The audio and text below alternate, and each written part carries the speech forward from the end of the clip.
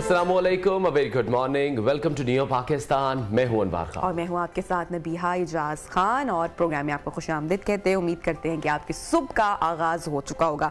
अनवार, social media पर एक खबर गर्दिश कर रही थी अभी प्रोग्राम के जो स्टार्ट से पहले, मैं शेयर भी कर रही थी आपके साथ कि जो हमने एक केस देखा दुआ ज़हरा का पूरे पाकिस्तान में सोशल मीडिया पर जिस तरीके से उस केस को वायरल किया गया, बच्ची के इंटरव्यू करने वालों के जो इंटरव्यूज हैं वो बहुत वायरल हुए और हाई प्रोफाइल केस रहा। मीडिया की नजरें उस पर जमी रही और एट दी एंड फाइनली अब वो केस सॉल्व हो गया। बच्ची अपने वालिदैन के सपुर्द कर दी गई है। अदालत के अहकामात क्लियरली आ चुके हैं, पूरा पाकिस्तान ऑब्वियसली जानता है। और इस केस में कहा जाए कि जो दुआ का वालिद है, सही मायनों में अगर हीरो कहा जाए तो मेरे ख्याल से कहना गलत नहीं होगा, लेकिन मेहनत थी, जो उनकी कोशिश थी और वो अपने स्टांस पर खड़े रहे, वो पीछे नहीं हटे, ये सबसे बड़ी बात थी। उनको बड़ी मुश्किल का सामना करना पड़ा, जिस तरह से केस जितने लंबे अरसे तक चला।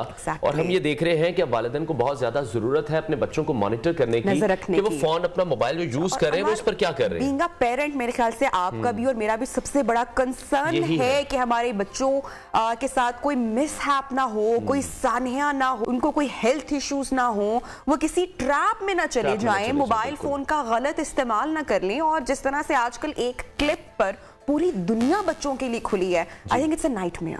बिल्कुल ऐसे ही है, जो टेक्नोलॉजी के जहां फायदे हैं वहां पर यकीनी तौर पर नुकसान भी बहुत ज्यादा है।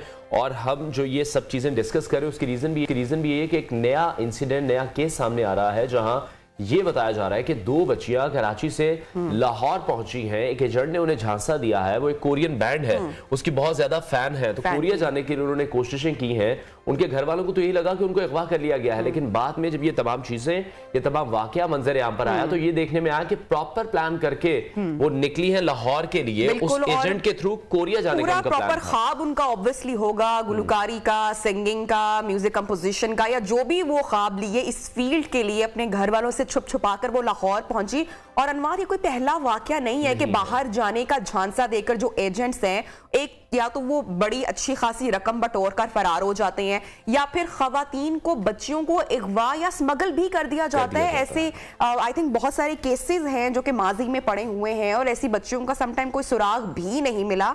तो मेरे ख्याल से कि पेरेंट्स को बड़ी नजर रखनी चाहिए अपनी बच्चियों पर, और सोशल मीडिया पर कौन उनको क्या झांसा दे रहा है, पैसों का दे रहा है, नौकरी का दे रहा है, उनके ख्वाब पूरे करवाने का दे रहा है, शादी का दे रहा है, झूठे प्यार मोहब्बत या फरेब का दे रहा है। पेरेंट्स को बड़ा यही देखा है कि पेरेंट्स उस तरह से तवज्जो नहीं दे पा रहे। हम फोन देखकर अपने कामों में बिजी हो जाते हैं। अपनी जान छुड़ाने के लिए भी पेरेंट्स अपनी एक्टिविटीज में मसरूफ रहने के लिए, ऑब्वियसली जिस तरह से टाइम भाग रहा है, बहुत सारी जिम्मेदारियां भी होती हैं, बच्चों को कहीं ना कहीं बिजी करने के लिए हमने गैजेट में आपको रिलीफ दे दिया हुआ है, तो वो बहुत ज्यादा गलत है।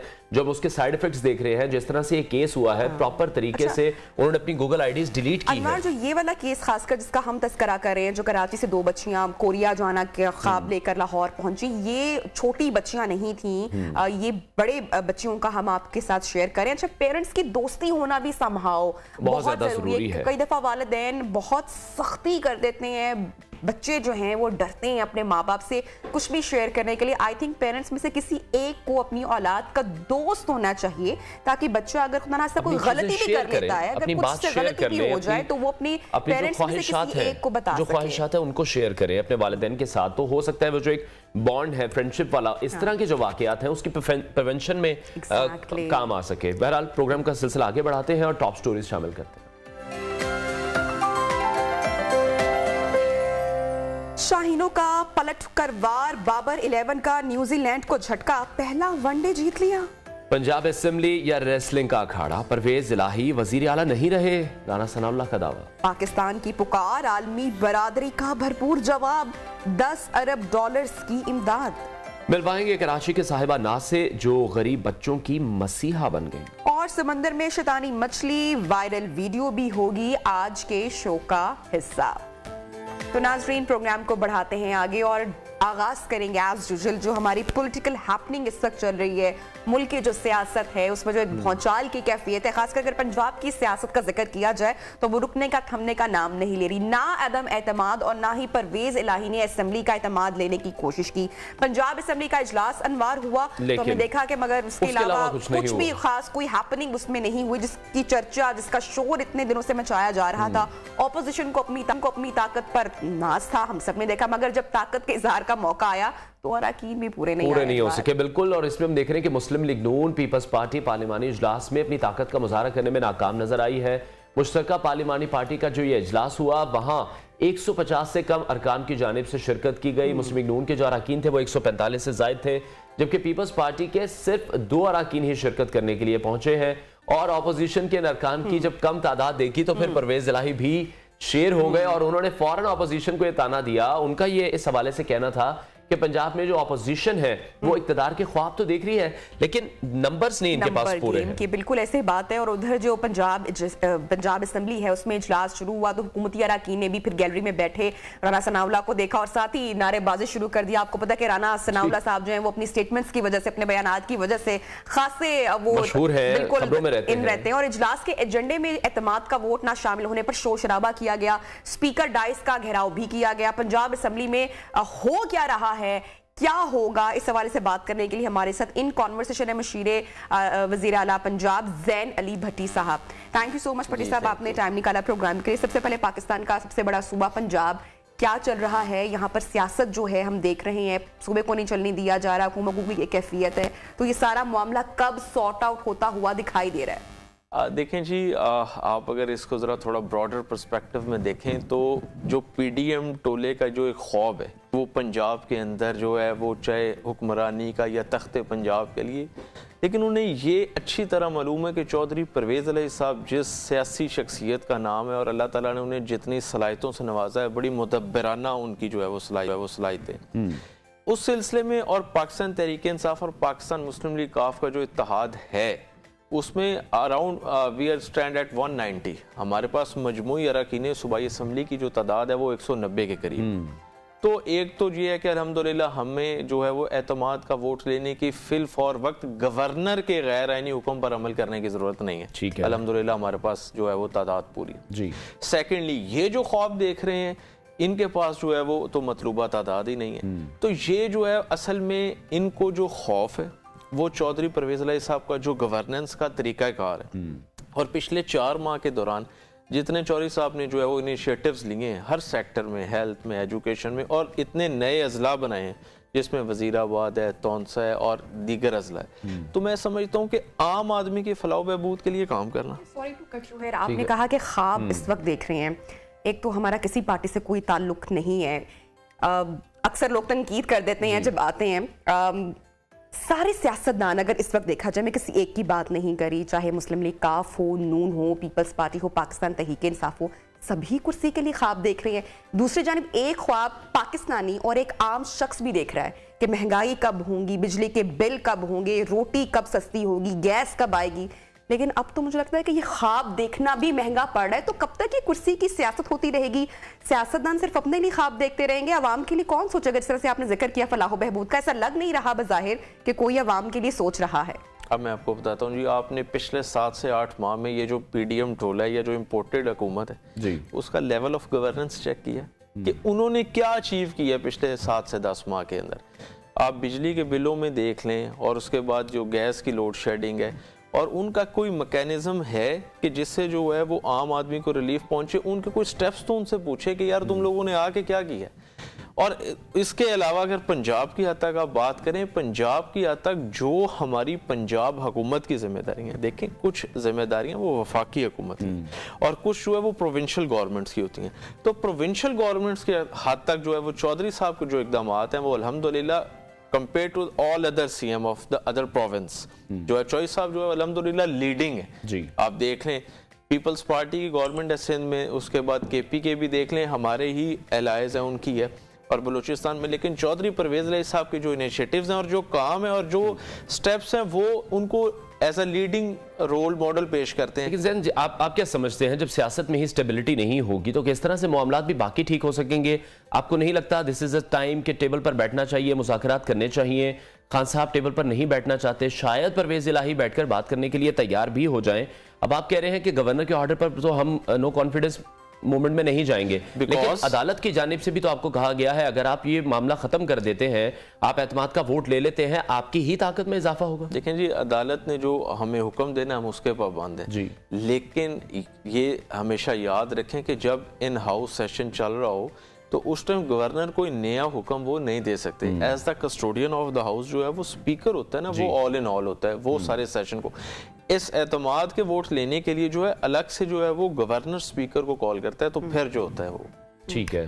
अच्छा भट्टी साहब, अब 11 जनवरी की तारीख अब दूर नहीं है, कल आज 10 तारीख है, तो अदालत ने अगर पूछा कि आपने आईनी हैसियत को बरकरार रखने के लिए क्यों एतमाद का वोट नहीं लिया, तो फिर क्या जवाब है, इसके बाद एतमाद का वोट लिया जाएगा? देखें जी, इस ज़मन में आला अदलिया जो फैसला करेगी हम उसके पाबंद हैं। ठीक है जैन साहब, ये बताएं कि आप कह रहे हैं जिस तरह से गवर्नेंस पीडीएम की जानिब से 7-8 महीनों में ठीक नहीं की गई, लेकिन अब अगर मलबा जो सूबे भी हैं वो विफाक पर डाल देंगे 13 अमेंडमेंट के बाद, हम देख रहे हैं सूबों के पास भी बहुत ज्यादा 18वीं तरमीम के बाद जो राइट्स हैं वो सूबों के पास भी शिफ्ट हो गए हुए हैं। अब अगर मलबा विफाक सूबाई हुकूमत पर डालेगा, सूबाई हुकूमत विफाक पर डालेगी, पिस तो अवाम रही है। आटे का बहरान अगर हम देख लें पंजाब में जिस तरह से इतना मैक्सिमम पीक पर पहुंच चुका है, उसके बाद अगर चिकन के हम प्राइसेस देख लें तो जो सूबाई हुकूमतें हैं वो क्या कर रही हैं? देखें जी, सूबाई हुकूमत, जहाँ तक आपने आटे के बहरान की बात की है, चौधरी परवेज इलाही साहब ने जो है वो सरकारी जो कोटा है गंदम का उसको डबल कर दिया। तो आप ये देख लीजिएगा 2-3 दिन से चीज़ें स्टेबिलिटी की तरफ जा रही हैं और आइंदा जो है वो प्राइसेस भी नॉर्मल हो जाएंगी, कम की तरफ आ जाएंगी और ये बहरान जो है ये भी ख़त्म हो जाएगा।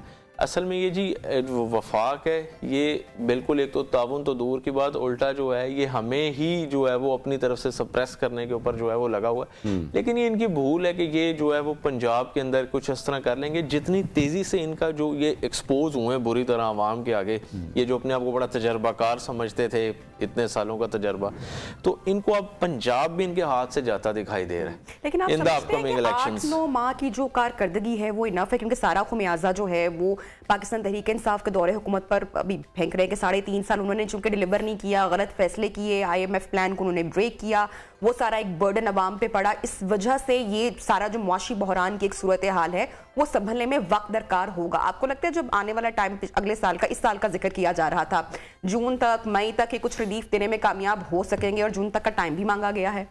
देखें जी, मुझे वफाक की हुकूमत से तो कोई उम्मीद नहीं लग रही, क्योंकि इनका कोई एक प्लान होता है, एक कॉन्फिडेंस होता है, एक गाइडलाइन होती है कि हमारा ये टारगेट है, ये कंफ्यूजन का शिकार है। तो सर टारगेट देना पंजाब हुकूमत, विफाक और पंजाब अगर सारे सूबे मिलकर बैठ जाएं, अगर एक साथ मिलकर काम करें तो काफी मसले सॉर्ट आउट नहीं हो जाएंगे। लेकिन सियासतदान, हुक्मरान मिलने को, बैठने को, मुल्क की खातिर बात करने को तैयार नहीं दिखाई दे रहे। ये है कि पंजाब की हद तक, जहाँ तक जी हमारा चौधरी परवेज इलाही साहब का ताल्लुक है, आपको तो पता है कि वो कितनी शख्सियत है, बल्कि वो तो ऐसा काम करते हैं कि जिससे जो है वो पब्लिक को फायदा हो, डिस्पाइट एनी पॉलिटिकल डिस्क्रिमिनेशन या पॉलिटिकल एसोसिएशन। तो इंशाल्लाह आप देखेंगे कि जहाँ तक CM पंजाब का ताल्लुक है, इंशाल्लाह वो आपको जो है ना वो इंशाल्लाह वो लीडिंग ही नजर आएंगे और उनके जो स्टेप्स हैं वो सबसे बेहतर होंगे। लेकिन जो कन्फ्यूजन अभी हम देख रहे हैं, पाकिस्तान तहरीक इंसाफ के चेयरमैन इमरान खान और परवेज इलाही के दरमियान एक रिफ्ट नजर आ रही है।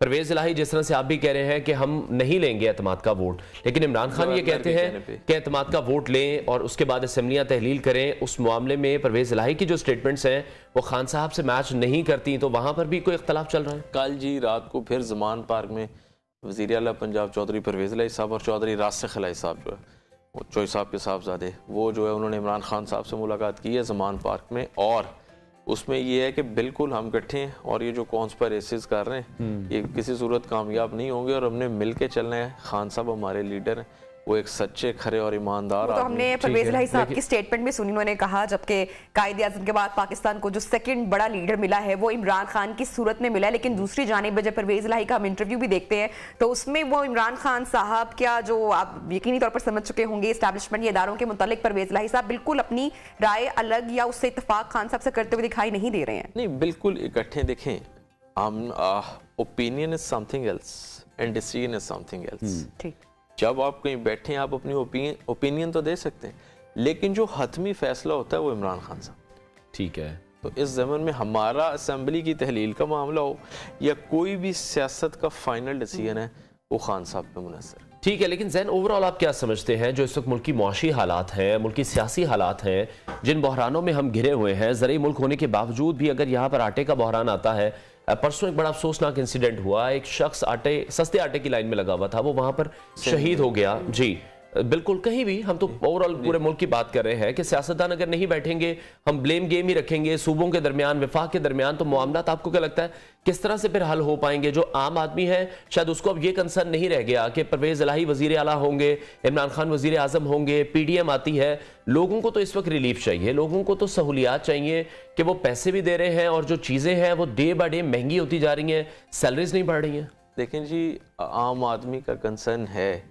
आम आदमी, अब मेरा ख्याल है कि उसको काफ़ी हद तक जो है वो इस चीज़ का बाकायदा उसे शऊर हो चुका है या शऊर आ गया है कि अब मेरे हक में कौन सा हुक्मरान बेहतर है। और इसका आप देखेंगे कि आइंदा आने वाले इलेक्शंस में जो है वो वोट की ताकत से वो इस चीज़ को साबित आने वाले इंतखाबात में आपको लगता है कि मुस्लिम लीग नून के कायद मियां मोहम्मद नवाज शरीफ की वतन वापसी के हवाले से जनवरी के तीसरे हफ्ते की तारीख दी जा रही थी, उनकी वापसी होगी, उनकी कैंपेन भी मजबूत होगी और उनका जो वोट बैंक है वो एक मरतबा फिर से इंटैक्ट होगा, तो मुकाबला सख्त होने वाला है इस मरतबा? देखें जी, ये इस हवाले से वो मुस्लिम लीग नून बेहतर बता सकती है कि मियां साहब ने कब आना है या आना है कि नहीं आना। लेकिन प्लानिंग तो हम ये पूछ रहे हैं कि अगर मियां साहब आते हैं तो काउंटर कैसे करेंगे? नहीं, उसमें ये देखें जी, जो इमरान खान साहब, मैं आगे भी कई दफ़ा ये बात कर चुका हूँ कि among the top political leadership of the Pakistan, Imran Khan is enjoying the popularity और मोस्ट पॉपुलर।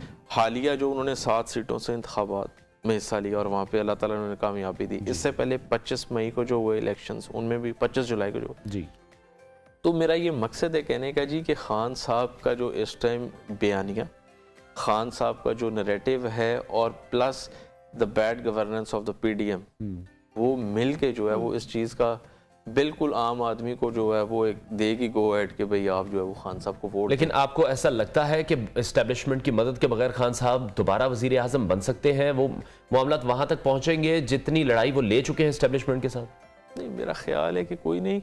इसमें ये है कि जिसको पाकिस्तान की आवाम वोट देगी वो ये तो इंशाल्लाह वक्त भी बताएगा। वजीर आजम मियां शहबाज शरीफ इस वक्त जिनेवा में मौजूद हैं और उम्मीद भी की जा रही है कि एक अच्छी अमाउंट भी पाकिस्तान को दोस्त ममालिक से मिल सकती है। कैसे इस दौरे को आप देख रहे हैं? साथ ये भी कहा जा रहा है जो हमारे मुआशी हालात हैं मुल्क के, कि सिर्फ 3 वीक्स का जो रिजर्व है वो पाकिस्तान के पास रह चुका है। फिर ऑन अदर साइड पाकिस्तान के डिफॉल्ट होने के हवाले से ऑपोजिशन जमातें बहुत बात करती हैं, साहब सब क्लियर कट कह चुके हैं कि मुल्क डिफॉल्ट होने नहीं जा रहा। तो पूरा मंजरनामा आपको किस तरह से दिख रहा है? मेरे ख्याल जी इन्हें जिनेवा से कुछ नहीं मिलने वाला। $10 बिलियन ऑलरेडी प्लेज हो चुके हैं। मालियाती, चलें ऐसे ना कहीं, ठीक है कि तनकीद करना है, लेकिन अगर मिल जाएगी इमदाद तो मेरे ख्याल से पाकिस्तान के लिए बहुत बेहतर मालियाती इदारों का जी इनके ऊपर इतना मेरा ख्याल ट्रस्ट नहीं है। और आप ये देखें जी, जब आप एक ऐसी पोजीशन के ऊपर हो, जब आप किसी मुल्क को लीड कर रहे हो, तो उसके अंदर जो बात ये होती है कि आपकी अपनी प्रोफाइल बड़ा मैटर करती है और आपकी रेप्यूट बड़ा मैटर करती है।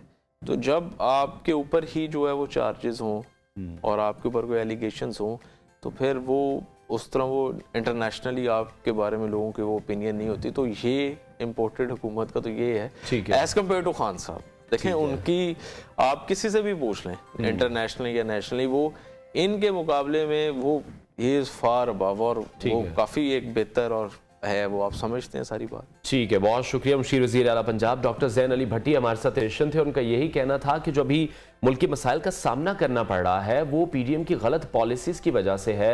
मुकम्मल तौर पर हम देख रहे हैं कि जो पीडीएम हुकूमत है वो नाकाम दिखाई दे रही है आवाम को रिलीफ देने में। बिल्कुल, इसके साथ ही प्रोग्राम में वक्त हुआ है ब्रेक का। ब्रेक के बाद आपको ज्वाइन करेंगे इन प्रोग्राम। स्टे विद अस।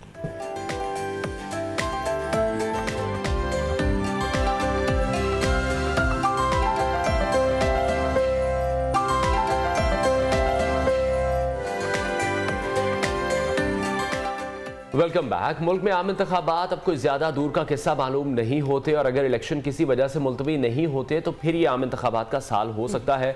और इसके लिए तो हर जमात की जानिब से जो इलेक्शन की भरपूर तैयारी है वो यकीनी तौर पर देखने में आएगी और अपनी अपनी जमात को अवाम में मकबूल बनाने के जतन भी तमाम जमातों ने ही करने हैं। अगर हम इमरान खान की बात करें तो जो जल्द इलेक्शन का ख्वाब है वो वैसे पूरा भी हुआ तो वैसे इंतखाबात की जो तारीख है मेरा ख्याल है वो आ चुकी है। बिल्कुल, और असल मामला ये है नाज़रीन कि मुल्की मईशत की बहाली का, जिसके लिए मुफ्ता इस्माइल को उतारकर इसहाक डार को लाया गया। हालिया महंगाई की लहर ने अवाम में बेचैनी की लहर पैदा कर दी है। दूसरा कि हर साल गंदम बहरान पैदा होने से लगता है कि ये हर साल तय होता है कि ज़रूरी मुल्क में कम गंदम पैदा होगी, फिर किल्लत होगी और इसके बाद आलमी मार्केट से महंगे दामों गंदम खरीदी जाती है।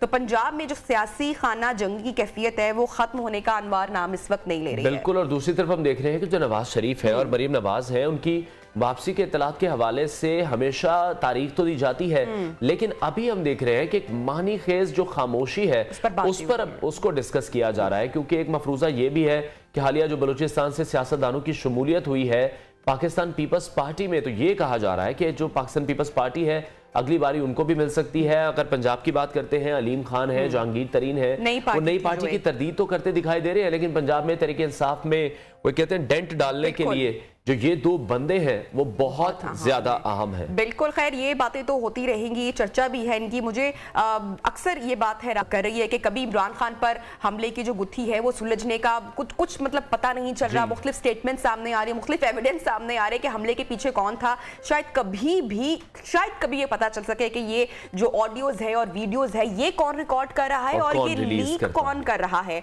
तो इस सिलसिले में मजीद बात करते हैं जो एक मुल्की और सियासी और जो मुआशी हमारा मुल्क का इस वक्त मंजरनामा है। सीनियर एनालिस्ट, तज्जियाकार, सहाफ़ी सुहेल वड़ाइच साहब हमारे साथ इन कॉन्वर्सेशन है। Thank you so much sir, आपने टाइम निकाला प्रोग्राम के लिए। मुल्की सियासत, मईशत दोनों बेयकीनी का शिकार है। कोई रास्ता इस वक्त अवाम को दिखाई नहीं दे रहा कि जो मुश्किलात हैं ये कम किस तरीके से होंगी। सियासी बहरान है कि वो मजीद संगीन हो गया है। क्या कहते हैं आप इस पूरी सूरत हाल पर? ये सही है कि इस वक्त ऐसे लग रहा है कि कोई रास्ता नहीं है, बेसिमती है, बेयकीनी है, लेकिन इसमें भी एक रास्ता है और वो स्ट्रेट रास्ता है दस्तूर की पाबंदी। आप कोई खिलाफ वर्जी ना करें दस्तूर की, कोई दस्तूर से हट के कोई चीज ना करें, कोई टेक्नोक्रेट गवर्नमेंट ना बनाए, कोई गैर जमहूरी रास्ता ना बनाए, तो इसी में अल्टीमेटली रास्ता निकलेगा। अगर आप सीधे रास्ते पे चलते रहते हैं तो आपका फासला तो कम होता ही होता है। अगर आप एक रास्ते से भटक जाएं और किसी और रास्ते पे निकल जाएं तो उससे रास्ता कम नहीं होता। तो मेरा ये ख्याल है कि अब भी बेहतरीन रास्ता यही है कि हम कॉन्स्टिट्यूशन पे चले। लेकिन सुहेल साहब, आप क्या समझते हैं मुल्क की तारीख की अगर हम 40 साल देखते हैं, देखते हैं कि आईन और कानून को रौंदा जाता है और जब भी किसी को कुछ चाहिए होता है वो कहाँ आईन की पासदारी करता है?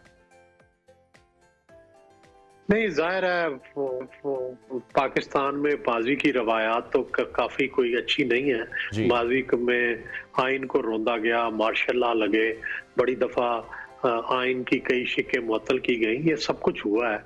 लेकिन इससे सबक सीखना चाहिए और सबक सीखकर आइंदा आइन को सबसे मुकदम रखना चाहिए, सबसे पहले रखना चाहिए। अगर आइन की पाबंदी करेंगे तो मेरा ख्याल है ये जो वक्ती मुश्किलात हैं, ये जो इस वक्त लेकिन सुहेल साहब, अगर हम ओवरऑल इस वक्त पूरी सिचुएशन का जायजा लें, अगर पंजाब की सियासत देखें तो पंजाब गुज़श्ता कई माह से ऐसा लग रहा है कि मैदान जंग बना हुआ है। परवेज इलाही है कि वजारत आला छोड़ना नहीं चाहते, इमरान खान है कि असम्बली तहलील करना चाहते हैं, बहरान को वो मजीद बढ़ाना चाहते हैं, जल्द इलेक्शन चाहते हैं कि जल्द इलेक्शन हो जाए, लेकिन ऐसा भी होता हुआ दिखाई नहीं दे रहा। देखिए, कोई ऐसी परेशानी की बात नहीं। 2023 इलेक्शन का साल है, कोई कुछ भी कहे इसी साल इलेक्शन होने हैं, कोई 2 महीने पहले हो जाएंगे या 2 महीने बाद में हो जाएंगे। इलेक्शन के अलावा कोई रास्ता नहीं है। अल्टीमेटली इलेक्शन कराएंगे, सितंबर में करवाएं, अक्टूबर में करवाएं या उससे पहले जून जुलाई में करवाएं, लेकिन अल्टीमेटली इलेक्शन ही वाहिद रास्ता है और ये कॉन्स्टिट्यूशन के मुताबिक होंगे। मैंडेट पूरा हो चुका होगा। लेकिन सुहेल वड़ाइच साहब, इस तमाम तर शोर शराबे में हम ये देख रहे हैं अरसे से मरीम नवाज हैं, नवाज शरीफ हैं, वो चुप नजर आ रहे हैं। आपको कैसा लगता है जो तमाम जिम्मेदारी है शहबाज शरीफ को सौंप दी गई है, और क्या समझ रहे हैं आप इस नए साल में नवाज शरीफ की वतन वापसी मुमकिन है? नहीं, मुझे लगता है कि सियासत तो नून लीग की किसी के सुपुर्द भी नहीं है। ना शहबाज शरीफ, ना हमजा साहब, ना कोई और, कोई जलसे नहीं कर रहा, कोई पार्टी की मीटिंग्स नहीं कर रहा, कोई इजलास नहीं बुलाए जा रहे, कोई मोटिवेट नहीं किया जा रहा, कोई वर्कर्स को मैसेज नहीं दिया जा रहा। और जब तक मरियम थी तो वो थोड़ा बहुत वर्कर्स के साथ कोई बातचीत करती रहती थी, अब तो बिल्कुल ही नहीं रहा। अब मरियम चीफ ऑर्गेनाइजर भी बनी है, नवाज शरीफ जो है वो प्रेसिडेंट के तौर पे आएंगे, वो नया बयानिया बनाएंगे और मरियम जो है उनकी सफीर बनकर और उनकी चीफ ऑर्गेनाइजर बनकर जलसों से खिताब करेंगी।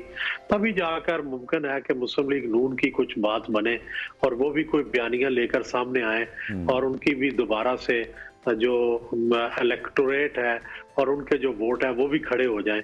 इस वक्त वो तितर बितर हैं और मायूस हैं। जितनी देर तक उनकी पार्टी का स्ट्रक्चर खड़ा नहीं होता, दोबारा से कोई उनको एक्टिव नहीं करता। साहब, एक मफरूजा ये भी सामने आ रहा है थिंक टैंक्स के सामने से या सियासी हलकों की जानिब से कि पीपल को बलोचिस्तान और सिंध है उनके हवाले, पंजाब नून लीग के हवाले और KPK पाकिस्तान तहरीक इंसाफ के हवाले, जबकि विफाक में इस बार बारी पीपल्स पार्टी को दी जाएगी। तो आपको लगता है कि इंतखाबात जो है वो कुछ इसी मफरूजे के तहत हो पाएंगे या अवाम का फैसला कुछ और होगा? नहीं, ये कुछ लोग शामिल तो हुए हैं, लेकिन मेरा ख्याल है कि इसको हकीकी रंग देने तक बड़ा वक्त है। सिंध और बलोचिस्तान मिलते जुलते भी हैं, इकट्ठे भी हैं, पीपल्स पार्टी के वहाँ पुराने असरात भी मौजूद हैं, तो वहाँ कुछ हो जाना। और फिर दूसरा, वहाँ पे चूंकि इंडिविजुअल सरदार हैं जो खुद इलेक्ट हो जाते हैं, इसलिए पीपल्स पार्टी के लिए बड़ा आसान है वहाँ पर। पंजाब के अंदर वोटर जो है यहाँ पे कोई इंडिपेंडेंट नहीं जीत सकता, यहाँ पे कोई ना कोई पार्टी के वोट लेके ही जीतेगा। और लेकिन सियासी तारीख की रोशनी में आप क्या कहते हैं, इमरान खान पर जो हमला हुआ, क्या कभी पता चल सकेगा कि हमला किसकी जानिब से कराया गया? अगर हम ऑडियो और वीडियो लीक्स की बात करें तो कभी ये जो राज है ये सामने आ सकेंगे कि इनके पीछे कौन था? नहीं, ये तो मामलात पाकिस्तान की तारीख में कोई संजीदा इंक्वायरी नहीं होती, कोई इस पे संजीदा रिपोर्ट तैयार नहीं होती, और लोग कोई सच के बारे में इतना दिलचस्पी भी नहीं लेते, अफवाहों पे यकीन रखते हैं, और अफवाहें भी अपनी मर्जी की जो है वो कबूल कर लेते हैं और उसी पे चलता रहता है। तो इसलिए ये तवक्को नहीं है कि इस बारे में। साहब, काफी देर से इतरात है, गर्दिश कर रही हैं कि पाकिस्तान तहरीक इंसाफ का टूटा हुआ धड़ा एक मरतबा फिर से मिलने जा रहा है, तो नई जमात सामने आएगी। मैं जिक्र कर रही हूँ जहांगीर तरीन, अलीम खान और चौधरी सरवर के हवाले से, दो कि उन्होंने तरदीद कर दी है। लेकिन आपको लगता है कि तहरीक इंसाफ में डेंट डालने के लिए आगे चलकर ऐसा कुछ होने जा रहा है? जी, ऐसा लगता है कि कुछ इस तरह की मूवमेंट हो रही है, चाहे वो ग्रुप की शक्ल में बने या किसी पार्टी में शामिल हो जाए, लेकिन डेफिनेटली वो कुछ ना कुछ एक्टिविटी करेंगे और PTI के खिलाफ करेंगे और PTI को तोड़ने की कोशिश करेंगे। ठीक है, बहुत शुक्रिया सीनियर एनालिस्ट सुहेल बड़ाइच हमारे साथ इन कॉन्वर्सेशन थे। उनका ये कहना था कि एक मूवमेंट शुरू हो सकती है पाकिस्तान तहरीक इंसाफ के अगेंस्ट भी, जो एक ग्रुप बताया जा रहा है, अलीम खान जिसमें मौजूद है, जहांगीर तरीन मौजूद है, चौधरी सरवर मौजूद है, तो पाकिस्तान तहरीक इंसाफ की मकबूलियत को कम करने के लिए या उन्हें एक टफ टाइम देने के लिए एक नया ग्रुप बन सकता है। सुहेल बड़ाइच साहब, अगर हम ओवरऑल एनालिसिस देखें तो थोड़ी सी वो हमें काफी अरसे के बाद हमें कोई सहाफी थोड़ा सा काम दिखाई दिया है, कुछ पॉजिटिविटी भी हमें उनकी बातों से, हमें उनके एनालिसिस में दिखाई दी, और उम्मीद करते हैं कि जो कुछ भी होगा, चाहे कोई नया धड़ा आता है सियासत में या कोई अहम फैसले किए जाते हैं, अब जो भी हो वो इस मुल्क और इस मुल्क के अवाम के लिए बेहतर हो। ब्रेक के जानिब बढ़ते हैं और ब्रेक के बाद कुछ मुल्की मईशत के हवाले से भी बात करेंगे प्रोग्राम में। आगे चलकर स्पोर्ट्स के हवाले से आपको अच्छी खबर भी देंगे, तो साथ रहिए।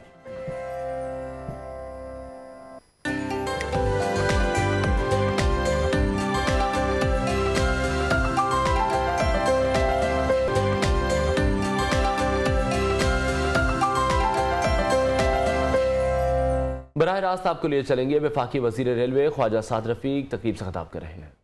जो मुल्क का निज़ाम अदल है, अगर उसकी सपोर्ट मिल जाए स्टेट इंस्टीट्यूशन को, तो हमारी काम की रफ्तार और हमारी तरक्की की रफ्तार दुगनी हो सकती है, और ये बड़ी अच्छी बात है। मैं तो इसको अप्रिशिएट करता हूँ। ये तो तब होगा ना जब आपको सियासी इस्तेकाम में आज आपका इजहार किया है, क्या करने का जाए, ये तब होगा जब आप सियासी इस्तेकाम लेके आएंगे। आपको ना पंजाब में कुछ मिल रहा है, ना वफाक में कुछ कर पा रहे, लोग सड़कों पे ख्वार हो रहे हैं, आटे के लिए ज़िंदगी की बाजी हार रहे हैं। गुजारिश ये जी कि ये इस हद तक दुरुस्त है कि सियासी इस्तेकाम तो लाजमी चाहिए, लेकिन ये जिम्मेदारी तो सारे फ्रीक जो है उनकी है ना। फेडरल गवर्नमेंट अकेली तो नहीं सियासी इस्तेकाम ला सकती। अगर सूबाई हुकूमतें ताउन ही ना करें, इतना बड़ा सैलाब आया बदतरीन, कोई ताउन किया है KPK या पंजाब हुकूमत ने मरकज़ी हुकूमत के साथ मिलने की जहमत दोबारा नहीं की, उनको हालांकि सपोर्ट किया गया। मैंने तो ऐसी हुकूमतें कभी सारी ज़िंदगी नहीं देखी। आपका इख्तलाफ होता है, मरकज़ में कोई हुकूमत होती है, सूबे में कोई होती है, लेकिन आप अवामी मफादात के लिए और रियासती सरकारी कामों के लिए इकट्ठे हो जाते हैं। ये अब एक पार्टी आ गई है जिसे सहूलतकार उनके लेके आए थे, उसने अजाब डाला ना पूरे मुल्क को। देखिए कितने दिन ये अजाब चलता है। तो कब तक चलेगा, आपने क्या प्लान किया? मुझे मालूम नहीं है कब तक चलेगा। पंजाब में अब आप क्या करने जा रहे हैं, किस तरीके से? मैं आपको बड़ा ब्लंटली बात करता हूँ हमेशा। पंजाब में चेंज आ भी जाए, परवेज़ लाई साहब चले जाएँ, हमारी हुकूमत आ भी जाए, तो जब तक सियासी इस्तेहकाम आना है तो उसके लिए तो सियासी इत्तफाक़ राय करना पड़ेगा, बातचीत करनी पड़ेगी एक दूसरे के साथ। और वो बातचीत जो है, अगर आप मुल्क को वाकई चलाना चाहते हैं और इसको मुश्किलात से और अजाबों से और बुरानों से निकालना चाहते हैं, तो सिर्फ सियासी जमातें नहीं, फिर पाकिस्तान की अदलिया को, इस्टेब्लिशमेंट को और सारी सियासी क़यादत को एक नुक्ते पर आना पड़ेगा। और सबसे बड़ा इस वक्त नुक्ता जो है वो है कि माशी बहरान को रिजॉल्व कैसे करना है, और उसके लिए जो बात मियां शहबाज शरीफ साहब ने बतौर लीडर ऑफ दी अपोजिशन की थी, आज भी वही बात है, और वो बात है मिसाक मईशत की, बैक बाय रियासती इदारों के, वो सपोर्ट करें उसको और सारी सियासी जमातें उस पर इत्तफाक करें। दूसरी बात यह है कि लेग पुलिंग बंद की जाए एक दूसरे की, और बजाय एक दूसरे को खींचातानी करने के, हो गया जो हो गया, वो लकीर पीटने का फ़ायदा कोई नहीं है। जो हमारे साथ होना था हो गया, अब हमारे बाद दूसरों के साथ ऐसा कुछ क्यों हो, मैं तो इसकी कभी हिमायत नहीं करता। जिसने जो किया वो कानून के मुताबिक हो, तो बुनियादी तौर पे सियासी इत्तफाक़ राय ज़रूरी है, और उसके लिए अपने अपने खोल से बाहर निकल कर उठ कर एक दूसरे से बात करने की हिम्मत करनी पड़ेगी। आपका पंजाब का अपोजिशन लीडर की तरह सर, मेरा क्वेश्चन ये है कि एक वक्त था कि माइनस में नज़ीर की बात की जाती थी, फिर हमने देखा कि माइनस नवाज शरीफ, और अब जो बात का सुनाई दे रही है कि माइनस इमरान खान। ये पाकिस्तान की सियासत से माइनस का कल्चर कब ख़त्म होगा, और साथ पंजाब में बलदियाती इलेक्शन से पंजाब हुकूमत जो है वो राह फरार इख्तियार करे? जो माइनस है ना जी, ये तो कोई मेरे ख्याल में हो नहीं सकता, कोई भी हो, सच बोलना चाहिए। कोई भी माइनस नहीं हुआ कभी। भुट्टो साहब को कब्र में डाल दिया गया, माइनस नहीं हो सकता, तो उनके सियासी और नज़रियाती मुखालिफ रहे हैं। नज़रियाती तौर पे आज भी एक दूसरे के साथ इत्तफाक तो नहीं है, सियासी तादी ज़रूर है आज। तो आप किसी को फांसी लगा के या जेल में डाल के या डिस्क्वालीफाई करके पॉलिटिकली माइनस मेरा ख्याल नहीं कर सकते।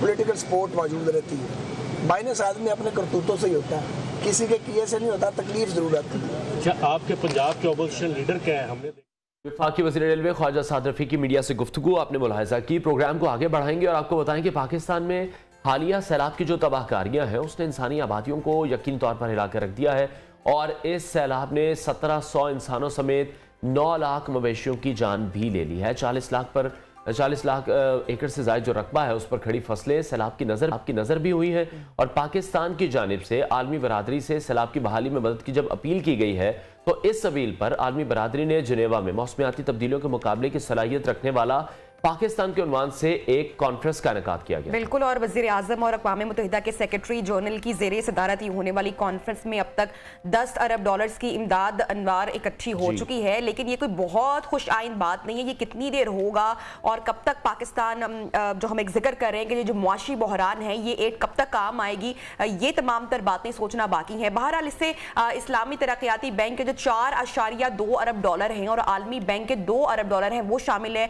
यूरोपीय यूनियन ने 93 मिलियन डॉलर, जर्मनी ने 28 मिलियन डॉलर, चाइना ने 100 मिलियन डॉलर और एशिया डेवलपमेंट बैंक ने 1.5 अरब डॉलर, जापान ने 77 मिलियन डॉलर, यूएसएड ने 100 मिलियन डॉलर, फ्रांस ने 345 मिलियन डॉलर इमदाद का ऐलान किया है। बिल्कुल, और कॉन्फ्रेंस का जो दूसरा मरहला है उसमें एशियन इंफ्रास्ट्रक्चर इन्वेस्टमेंट बैंक ने 1 अरब डॉलर, और इसी तरह जो बरातर मुल्क है सऊदी अरब ने भी 1 अरब डॉलर इमदाद देने का ऐलान किया है। अब देखना यह है कि इमदाद कब पाकिस्तान पहुंचेगी, कैसे मिलेगी, इसका इस्तेमाल कैसे किया जाएगा, क्योंकि सबसे इंपॉर्टेंट बात है पाकिस्तान को अगर डिफॉल्ट से बचाना है तो फिर IMF की जो MD क्रिस्टिना जॉर्जो हैं उनकी और इसहाक डार की मुलाकात भी हुई है।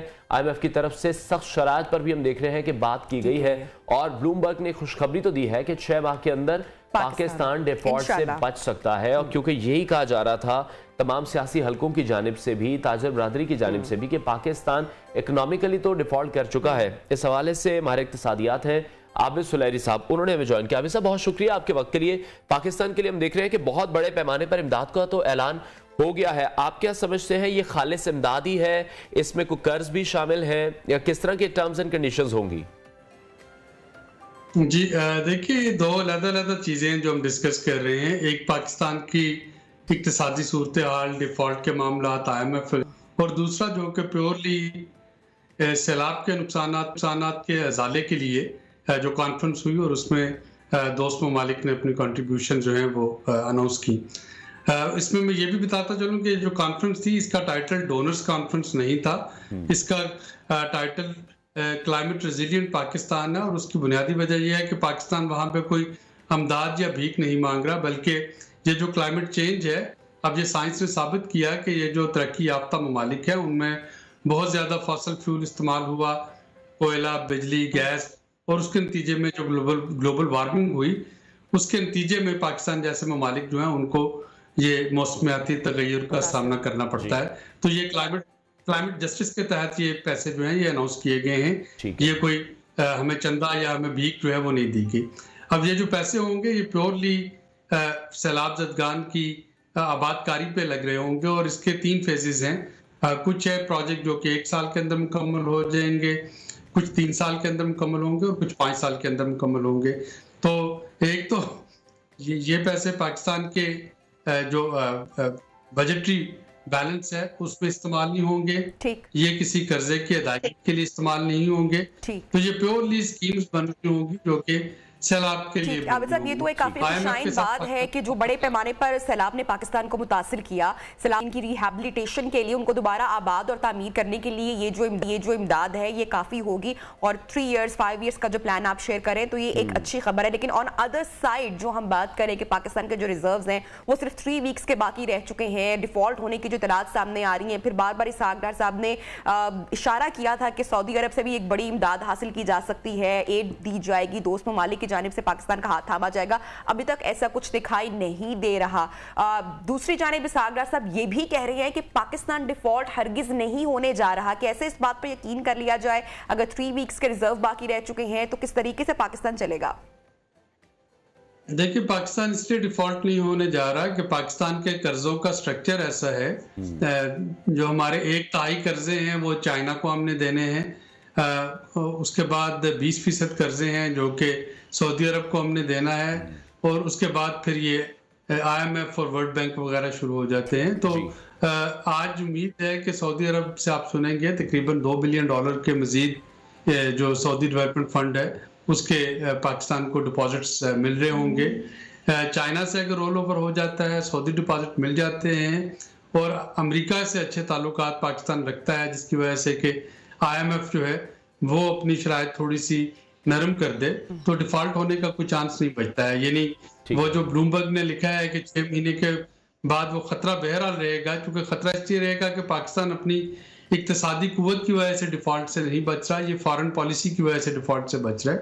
और इसमें कहीं पर अगर कोई रिलेशन डिस्टर्ब होता है तो जाहिर है कि वहां पे प्रॉब्लम खड़ी हो जाएगी। ठीक है, फिलहाल हमने देखा कि सेक्रेटरी अक़वाम मुत्तहिदा की पाकिस्तान को इमदाद दिलवाने के मामले में एक बहुत अहम किरदार रहा है, और वो ये कह रहे हैं कि पाकिस्तान को 3 साल में जो हमें कुदरती आफत का सामना करना पड़ा है, $16.3 अरब की जरूरत है।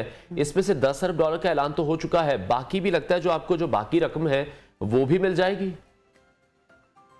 देखिए, इसमें से भी हमें ये जो ऐलानात हुए हैं, प्लेजेस, कुछ तो ऐसे होते हैं जो कि पहले से पाइपलाइन में होते हैं प्रोग्राम, उनको दोबारा से रिपीट किया जाता है। कुछ ऐसे होते हैं जो प्लेजेस तो हो जाती है लेकिन वो मटेरियलाइज नहीं होते। तो इसको आपको थोड़ा सा टाइम देना पड़ेगा देखने के लिए कि कितनी प्लेजेस जो हैं वो मटेरियलाइज हुई, कितनी जो हैं वो रीब्रांड होके अनाउंस हो गई हैं, और फिर हमें पता चलेगा कि शॉर्टफॉल जो है वो है क्या। तो फिलहाल तो एक ब्रॉडर मीटिंग में ऐलानात हो गए, और मुझे उम्मीद है कि काफ़ी सारे जो हैं उसमें मटेरियलाइज भी हो जाएंगे। लेकिन ये कहना कि सारे के सारे आ जाएंगे या सारे नए प्लेजेस हैं, ये उसमें से कुछ पुरानी चीज़ें हैं जो कि ऑलरेडी चल रहे हैं इनिशिएटिव, वो भी अनाउंसमेंट दोबारा हुई। तो थोड़ा सा इसको टाइम दीजिए, ठीक है, देखने के लिए कि कितना महंगाई की एक और लहर आने के हवाले से भी इतलात सामने आ रही हैं। खासकर पाकिस्तान को रवा साल 30 जून तक जो पेट्रोलियम लेवी 855 अरब रुपए का जो जमा करवाने का प्लान है वो भी इसमें शामिल है। डीजल पर आयद लेवी भी 32.5 रुपए से बढ़ाकर फौरी तौर पर 50 रुपए लीटर करना होगी। तो एक मरतबा फिर से अवाम पर महंगाई का बोझ या बम नहीं गिरेगा, आप समझते हैं? देखिए, महंगाई इस वक्त पूरी दुनिया में और पाकिस्तान में भी रहेगी। ये कसाद बाजारी महंगाई, ये पूरी दुनिया इस वक्त इसका सामना कर रही है। पाकिस्तान में बदकिस्मती से सैलाब की तबाहकारी की वजह से इसके और जो सियासी अदम इस्तेहकाम की वजह से इसके मसाइल दो चंद हो गए, और यही वजह है कि IMF यानी प्रोग्राम डिले क्यों हो रहा है, वो इसीलिए डिले हो रहा है कि IMF क्या कह रहा है, वो कहता है अगर आप महंगे गैस खरीद रहे हैं तो उसको सस्ता ना बेचें, या महंगी बिजली बना रहे हैं तो उसको सस्ती ना बेचें, क्योंकि आपके पास आमदनी नहीं है। यानी IMF कहता है अपनी चादर देख के पाँव फैलाएं। तो कोई भी सियासी हुकूमत जिसको इलेक्शन में जाना हो चंद माह के बाद, वो जाहिर है कि ऐसा नहीं कर पाती, और ये इसी वजह से जो लिम्बो है वो चल रहा है। तो महंगाई जो है वो तो होगी, लेकिन ये वक्त जो है इसमें या सियासत बचाई जा सकती है या मुईशत बचाई जा सकती है। PDM को हुकूमत में आते वक्त पता था कि हालात क्या होंगे और किस तरह के फैसले करने होंगे। तो जाहिर है जो भी इस वक्त जो अलायंस या जमात हुकूमत में होगी उसको ये फैसले करना पड़ेंगे। लेकिन अब सब अभी हम देख रहे हैं कि इसहाकडार और IMF के दरमियान जो मुश्किल तरीन मुज़ाकरात का आगाज हुआ है, पाकिस्तान को जो डॉलर का कहा जा रहा है एक्सचेंज रेट फ्री फॉल करना होगा। जब उस मामले पर हम आएंगे, हम एक्सचेंज रेट पर जो मसनूई पाबंदी है उसको खत्म करेंगे, उसके बाद आपको क्या लगता है ये मुतालबा अगर हम मान लेते हैं तो फिर तो डॉलर का रेट बहुत ऊपर चला जाएगा? देखिए इस वक्त भी जो डॉलर का जो दो तीन रेट चल रहे हैं, एक इंटरबैंक मार्केट में है, एक ओपन मार्केट का रेट है, ग्रे मार्केट का रेट है। तो ये इसमें बजाय इसके कि बैंकिंग चैनल के जरिए ट्रांजैक्शन हो, सारी ट्रांजैक्शन हुंडी हवाला के जरिए हो रही है। यानी अगर ओपन मार्केट में डॉलर जो है वो 250 का बिक रहा है, तो कौन होगा जो कि 226 का बैंक के जरिए मंगवाएगा या बैंक को 226 का देगा। तो IMF ये कह रहा है कि इन सारी रकूम को वापस बैंकिंग चैनल में लाने के लिए जो आपका डिफरेंस है 25-26 रुपए का बैंक का और ओपन मार्केट का, उसको डिफरेंस को खत्म कर दीजिए। जिसका मतलब ये है कि ग्रेजुअली आप डिमांड के मुताबिक डॉलर के रेट को जाने दें। यानी अगर क्रेडिट कार्ड के मैसेज आपको आ रहे हैं कि आपको ट्रांजैक्शन करेंगे तो ओपन मार्केट पे चार्ज होगा, वो इंटरबैंक रेट चार्ज नहीं होगा, तो फिर इंटरबैंक रेट की सैंक्टिटी तो खत्म होगी ना। तो जाहिर है कि उसको उस क्रेडिबिलिटी को बहाल करने के लिए यहाँ पे इसको मार्केट के मुताबिक एडजस्ट होने देना पड़ेगा। ठीक है आबिद साहब, जब भी हम सियासतदानों से जिक्र करते हैं या उनसे ये सवाल पूछते हैं तो वो मलबा एक दूसरे के ऊपर फेंकते हैं। आप चूंकि एक्सपर्ट हैं और आपका न्यूट्रल एनालिसिस है, तो मैं आपसे भी ये सवाल जरूर जानना चाहूंगी, जो मौजूदा हुकूमत है उसका मुआशी प्लान या जो हिकमत अमली है वो आप किस तरीके से देख रहे हैं? जो गुज़श्ता हुकूमत है वो कहते हैं कि इनके पास कोई प्लान नहीं है, ये हुकूमत फेल हो चुकी है। अगर मौजूदा हुकूमत का कहा जाए तो वो सारा मलबा PTI पर डालते हैं। तो अभी आप किस तरीके से देख रहे हैं कि जो मौजूदा हुकूमत है, इसहाक साहब है, कितने केपेबल आपको दिखाई दे रही है इस मुआशी बहरान से निपटने के लिए? प्रॉपर हिकमत अमली आपको लगता है कि इनके पास है? देखिए मुआशी प्लान जो है वो पाकिस्तान में दो ही होते हैं, एक हुकूमती पार्टी का होता है, एक अपोजिशन का होता है। कोई भी जमात जब हुकूमत में होती है तो उसके पास मुआशी प्लान यही होता है कि बादल न खास्ता IMF के पास जाए, रिलेक्टेंटली IMF की शराइत पे अमल करे और सऊदी अरब और चीन और अमेरिका के साथ अपने तल्लुकात को बैलेंस रखने की कोशिश करे। तो ये PTI हो, ये PDM हो, या अकेली PMLN हो, सबका मुआशी प्लान यही है। जब PMLN जो है उसने महंगाई में कौ मार्च शुरू की थी PTI हुकूमत गिराने के लिए, तो उनको पता था कि वो महंगाई ख़त्म नहीं कर सकेंगे। आज अगर कोई जमात जो है वो महंगाई ख़त्म करने का दावा करे और कहे कि वो वापस हुकूमत में आके महंगाई खत्म कर देगी, तो कम से कम 2023 में महंगाई खत्म होने नहीं जा रही। तो ये चीजें बड़ी क्लियर होनी चाहिए आवाम के लिए कि प्लान पाकिस्तान में एक ही होता है और वो यही है कि आपको IMF के पास जाना है, IMF की शराइत आपको सख्त लगती है, आप उस पर अमल नहीं करते, वो बड़ी मुश्किल से प्रोग्राम पूरा करते हैं और आपको दोस्त ममालिक की देखना होता है। वो यही काम जो है ये पिछली हुकूमतों में, और मैं सिर्फ PTI का नाम नहीं ले रहा, मैं हुकूमतों का नाम ले रहा हूँ, यही काम पिछली हुकूमतों में हो रहा था, यही काम अब हो रहा है।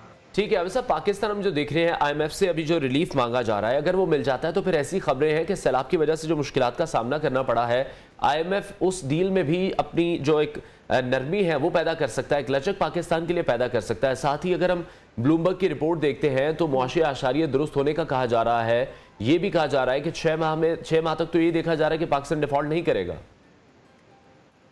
देखिए वो 6 माह तक इसीलिए नहीं करेगा ना, आपको मैंने वो सारी एक्सप्लेन कर दिया कि वो क्यों नहीं करेगा, क्योंकि रोल ओवर जो है एक्सपेक्टेड है कि पाकिस्तान को दोस्त ममालिक की तरफ से मिलते रहेंगे। ठीक है। और IMF का प्रोग्राम जो है ये शराइत तो होंगी, रुपया थोड़ा सा और नीचे आ जाएगा या बाकी चीजें, लेकिन IMF का प्रोग्राम भी बाहर हो जाएगा तो जो अगले 6 महीने तो इसमें डिफॉल्ट के चांस नजर नहीं आते। जो आपको शराइत में नरमी है वो टारगेटेड सब्सिडी की शक्ल में होगी, नॉन टारगेटेड सब्सिडी IMF से मिलना मुश्किल है इस वक्त, लेकिन टारगेटेड सब्सिडी जो कि सैलाब ज़दगान के लिए एक अच्छी खबर दे दी है, इसहाक डार साहब ने भी पहले दी थी। आई थिंक हमें इस बात पर अब यकीन करना चाहिए और अच्छी खबरें जो है उनका तस्करा करना चाहिए, बजाय कि हम बार बार ये बात करें कि पाकिस्तान डिफॉल्ट होने के दहाने पर है। ये तो आपने जून तक बता दिया, सारा मंजरनामा आपने हमारे सामने खींच दिया, लेकिन दूसरी जानिब जो एक क्राइसिस है, जो बहरान की सूरत हाल है, गंदम आटा बहरान, आटे की किल्लत और जो ब्रॉयलर मुर्गी की जो कीमतें आसमान से बातें कर रही हैं, इतनी बुलंद तरीन सतह पर पहुंची हुई हैं, ये सब कुछ रिवर्स हो पाएगा? क्योंकि आवाम तो इस वक्त महंगाई के बोझ तले दबे हुए दिखाई दे रहे हैं। ये खाने पीने की चीजें तो रिवर्स हो जाती है। ये गंदम का बहरान तो हमारा खुद साख्ता है। पंजाब में जो टग ऑफ वॉर चल रही थी सियासी चपकलश इस साल के शुरू से, तो उसमें अप्रैल के महीने महकमा खुराक पंजाब ने फ्लोर मिल्स को गंदम देना शुरू कर दी थी, जो कि अमूमन सितंबर में दी जाती है।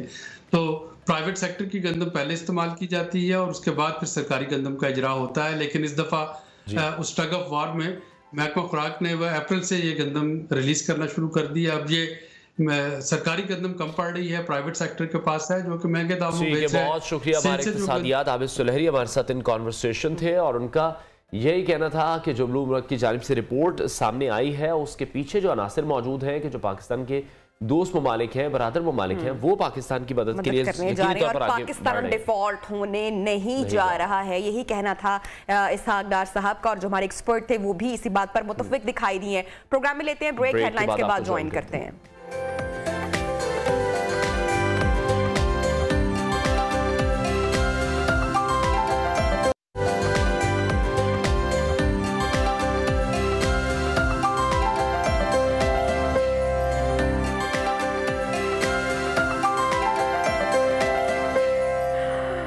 वेलकम बैक एंड कॉन्ग्रेचुलेशंस, मुबारक हो नाजरीन। पाकिस्तान ने पहले वनडे में न्यूजीलैंड को अनवार 6 विकेटों से शिकस्त दे दी। 49th ओवर में पाकिस्तान ने जो टारगेट था वो पूरा किया।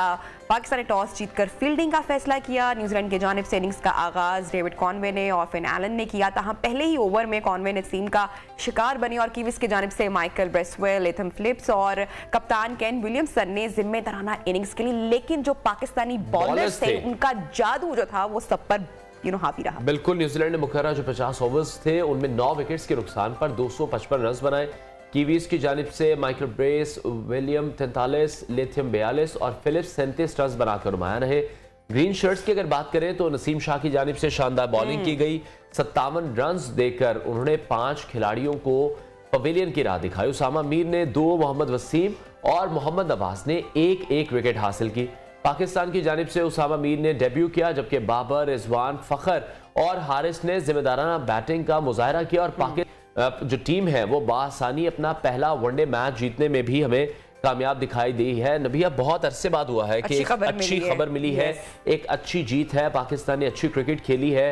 T20 world cup, Asia cup के बाद अगर देखें पाकिस्तान टेस्ट सीरीज में भी जिस तरह से हारा, और जो लास्ट टेस्ट सीरीज भी अभी हमने न्यूजीलैंड के खिलाफ किस तरह से सेव की है, और अभी जो वनडे मैच हुआ है यकीनी तौर पर बहुत अच्छी परफॉर्मेंस थी और अप्रिशिएट भी करना बनता है जब टीम अच्छा परफॉर्म करे, जब खिलाड़ी अच्छा परफॉर्म करे।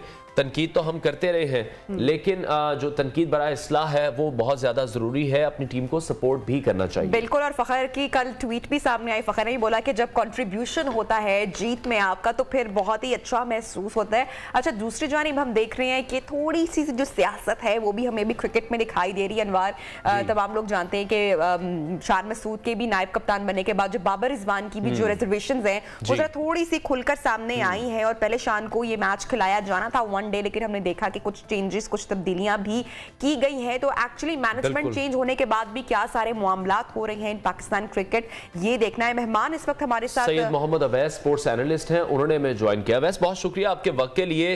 बड़ी ही तवील अरसे बाद एक अच्छी जो जीत है वो पाकिस्तानी टीम के हिस्से में आई है। एशिया कप देख लें, वर्ल्ड कप देख लें T20 का, उसके बाद टेस्ट सीरीज में नाकामी हुई, वनडे पे बड़ा अच्छा परफॉर्म किया, हालांकि बड़े अरसे बाद वनडे खेल रहे थे। ये जरूरी था क्योंकि आपको पता टेस्ट सीरीज अनफॉर्चुनेटली ड्रॉ हुई है, जहां आपको पता कि उम्मीद थी कि शायद पाकिस्तान टेस्ट मैच जीतेगा लास्ट पर, लेकिन अनफॉर्चुनेट ड्रॉ जरूर हुई टेस्ट मैच। लेकिन पाकिस्तान का, क्योंकि आपको पता जैसे आपने भी कहा कि पाकिस्तान वनडे बहुत अरसे बाद खेल रहा है, क्योंकि T20 मोड से आप शिफ्ट जब वनडे या सॉरी टेस्ट या T20 में करते हो तो आसान नहीं होता आपके लिए। लेकिन जिस तरीके से कल पाकिस्तान ने परफॉर्म किया और स्पेसिफिकली हारिस की अगर आप बात करें, आपको पता है हारिस सोहेल 2020 के बाद वापस पाकिस्तान टीम है, 2 साल के गैप के बाद आए हैं। आते 137 का या 39 का अपना स्ट्राइक रेट जिस तरीके से उन्होंने कल परफॉर्म किया है, टिम साउथी को 3 छक्के लगाना, फिर नसीम शाह को पता है बैक टू बैक दूसरी दफा 5 खिलाड़ी को आउट किया, तो पाकिस्तान टीम में कल प्रॉपर जेलअप यूनिट यहाँ पर नजर आया। शान मसूद की आप बात कर रहे थे, देखें ऑब्वियसली मेरी भी चॉइस शान मसूद जरूर होती है, जिस तरीके से उस लड़के ने आपको पता है इंग्लैंड में काउंटी सर्किट के अंदर भी परफॉर्म किया है पाकिस्तान के लिए, फिर वनडे चाहे आप वन टर्न डाउन खिलाएं चाहे मिडल ऑर्डर में खिलाएं तो वो परफॉर्म करते रहे पाकिस्तान में।